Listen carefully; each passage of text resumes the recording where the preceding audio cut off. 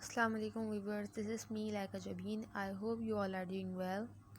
आज हम डिस्कस करेंगे statistics from past papers 2019, question number 7 part A. Section C से जो क्वेश्चन है, क्वेश्चन नंबर 7 का पार्ट ए, काउंटिंग टेक्निक का। हम अपना क्वेश्चन देखते हैं, स्टार्ट करेंगे फिर सॉल्व करना। क्वेश्चन नंबर 7 का पार्ट ए है, how many words can be made using the letters of words, profession and lemon. यहाँ पे हमें दो वर्ड्स दिए गए हैं और हमें कहा गया है कि इन दो वर्ड्स के लेटर्स को यूज़ करके हम मज़ीद कितने वर्ड्स और बना सकते हैं। काउंटिंग टेक्निक जो है उसका यहाँ पे हमें काउंटिंग टेक्निक के अंदर एक क्वेश्चन दिया गया है जिसमें हमने एक वर्ड से मज़ीद और वर्ड्स बनाने हैं। इसकी एग्जांपल ऐसे लेते हैं कि बाइक्स की या कार्स की नंबर प्लेट्स होती हैं। अब पाकिस्तान में या और पूरे दूसरे मुल्क या शहर में ऐसी बहुत सी बेशुमार कार्स या बाइक्स होती हैं जिनकी अलग अलग नंबर प्लेट्स अलॉट्स की जाती हैं। उनके टोटल हमारे पास अल्फ़ाबेट इंग्लिश में 26 अल्फ़ाबेट्स हैं और रियल नंबर जो है वो 10 है। अब उन 10 रियल नंबर्स और 26 अल्फ़ाबेट्स को अरेंज करके मज़ीद और नंबर प्लेट्स बनाई जाती हैं और हर किसी की अलग होती हैं। अब वो हम कैसे अलग अलग करके बनाते हैं, तो इसमें काउंटिंग टेक्निक में हमें वही सिखाया जाता है। और अभी हम इन दो वर्ड्स को और कितने वर्ड्स इससे बना सकते हैं उसके वेज भी मालूम करेंगे। अब हम अपना क्वेश्चन स्टार्ट करते हैं सॉल्व करना। सबसे पहले हम डेटा की हेडिंग डाल लेंगे, हम अपना डेटा बनाएंगे, उसके बाद फिर हम अपने आगे क्वेश्चन सॉल्व करते हैं।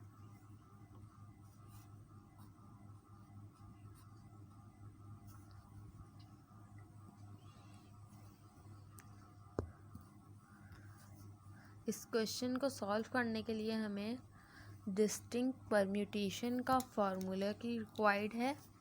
डिस्टिंक्ट परम्यूटेशन का फार्मूला होता है d equals to n factorial divided by n1 factorial multiply by n2 factorial multiply by n3 factorial up to so. मतलब आगे जितने भी n1 n2 n3 हमारे पास जितने n होंगे फिर वो आगे और ऐड होते जाते हैं। अब डिस्टिंक्ट परम्यूटेशन की चीज़ है। परम्यूटेशन कहते हैं अरेंजमेंट को, हम वर्ड्स को किस तरीके से अरेंज करके और मज़ीद वर्ड्स बनाते हैं। तो उसका फार्मूला हमारे पास यहाँ पे पता हमें चल गया। अब हम अपने क्वेश्चन को देखेंगे और क्वेश्चन सॉल्व करेंगे। क्वेश्चन में हमें कहा है प्रोफेशन फर्स्ट वर्ड है हमारा, तो हम पहले फर्स्ट वर्ड अपना ले लेते हैं।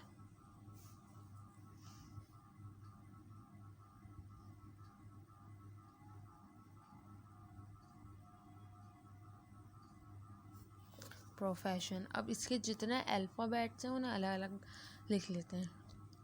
P R O F E S, जो वर्ड्स रिपीट हो रहे हैं सिर्फ उसे एक ही दफ़ा लेंगे, I एंड N। P हमारे फार्मूले में, हमारे वर्ड में सिर्फ वन टाइम यूज़ हुआ है, तो हम यहाँ पे N1 जो है हमारा हो जाएगा 1। R हमारे वर्ड में सिर्फ वन टाइम यूज़ हुआ है, तो यहाँ N2 हमारे पास हो जाएगा 1। O हमारे पास वर्ड में 2 टाइम यूज़ हुआ है, तो N3 हमारा हो जाएगा 2। F हमारे पास यहाँ वर्ड में 1 टाइम यूज़ हुआ है, तो N4 हो जाएगा 1। E 1 टाइम यूज़ हुआ है, N5 equals to 1। S 2 time use हुआ है, तो N6 हो जाएगा 2। I 1 टाइम यूज़ हुआ है, I आ जाएगा 1। N भी 1 टाइम यूज़ हुआ है, तो N8 हमारे पास हो गया 1। अब हमने फॉर्मूले में हमें n फैक्टोरियल भी चाहिए, n1 n2 n3 तो हमारे पास सब है, लेकिन n फैक्टोरियल हमारे पास कैसे आएगा? इन सारे नंबर्स को हम ऐड कर लेंगे, n1 n2 n3 n4 n5 n6 n7 n8, तो हमारे पास ये n आ जाएगा। यहाँ n हमारे पास हो गया है 10। हम अपना फार्मूला यहाँ लगाएंगे और फार्मूले में वैल्यूज़ पुट करके आंसर निकालेंगे। d equals to n factorial n1 factorial multiply by n2 factorial multiply by n3 factorial multiply by n4 factorial multiply by n5 factorial multiply by n6 factorial n7 factorial multiply by n8 factorial. हमारे पास n8 तक है तो हमने फॉर्मूले को वहीं तक रखा है। अब इसमें वैल्यूज पुट करेंगे।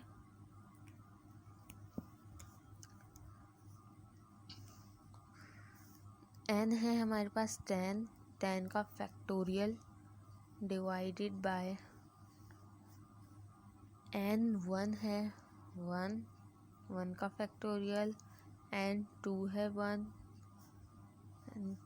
n3 है 2 का फैक्टोरियल, n4 है 1 का फैक्टोरियल, n5 है 1 का फैक्टोरियल, n6 है 2 का फैक्टोरियल, n7 है 1 का फैक्टोरियल, n8 है 1 का फैक्टोरियल।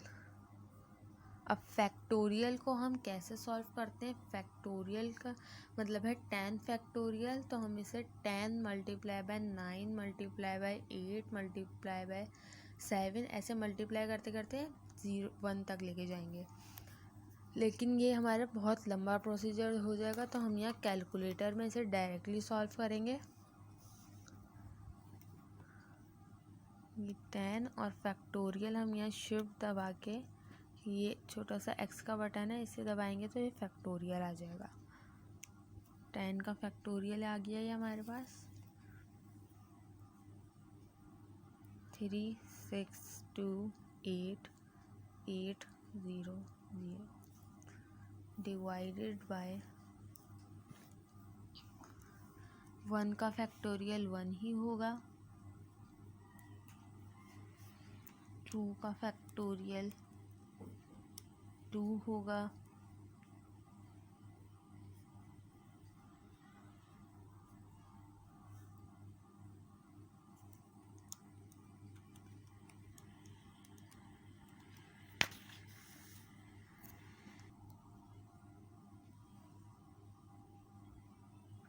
यहाँ पे हम मल्टीप्लाई कर लेंगे। 1 1 ज़ा 1, 1 2 ज़ा 2, 2 1 ज़ा 2, 2 1 ज़ा 2, 2 2 ज़ा 4, 4 1 ज़ा 4 एंड 4 1 ज़ा 4।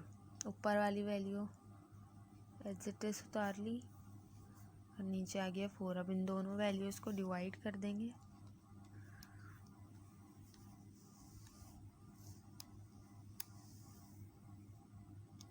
हमारे पास डिस्टिंक्ट परम्यूटेशन का आंसर आ गया है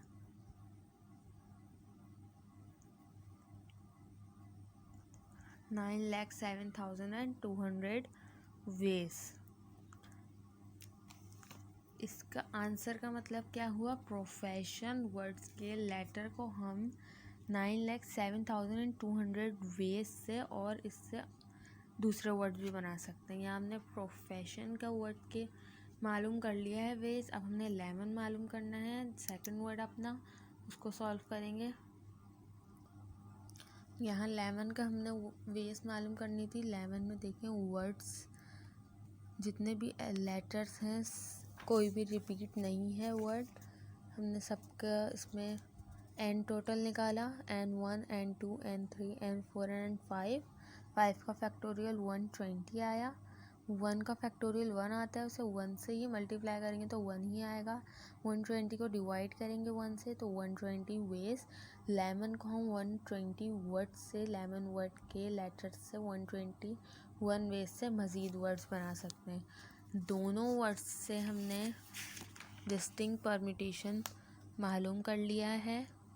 क्वेश्चन की रिक्वायरमेंट यहाँ कंप्लीट हो गई है। आई होप आपको हमारी वीडियो पसंद आई होगी। If you like my video, do like, share, comment and subscribe, and don't forget to press the bell icon. Thanks for watching. Allah Hafiz.